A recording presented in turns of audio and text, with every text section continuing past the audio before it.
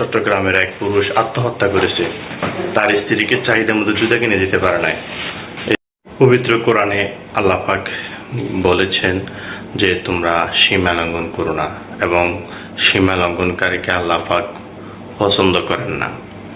এখানে আপনারা দেখেন, একটা পুরুষ তার স্ত্রীকে জনসম্মুখে নির্যাতন করতেছে।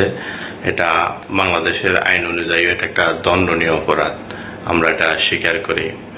পরবর্তীতে আরেকটা চীনে আপনারা দেখতেছেন যে একটা মহিলা তার স্বামীকে সামর্থ্যের বাহিরে তার চাহিদা পূরণ করতে ব্যর্থ হওয়ায় সে তাকে প্রকাশ্যে জুতা দিয়ে আঘাত করেছে এবং লাঞ্ছিত করেছে।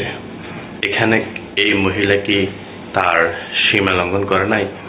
অবশ্যই এই মহিলা যে সীমা লঙ্ঘন করেছে, যে পরিমাণ অপরাধ করেছে, তার তীব্র নিন্দা ও ধিক্কার জানায়। পাশাপাশি যে পুরুষ একজন নারীকে লাঞ্ছিত করেছে সেটারও তীব্র নিন্দা এবং ধিক্কার জানায়।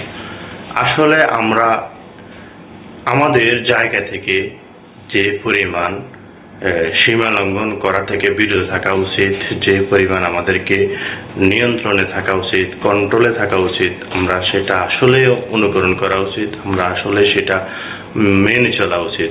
তার হাজব্যান্ড তার ভরণ পোষণের দায়িত্ব নিয়েছে, এটা ঠিক, কিন্তু তার সামর্থ্যের কথাও তো চিন্তা করতে হবে নাকি?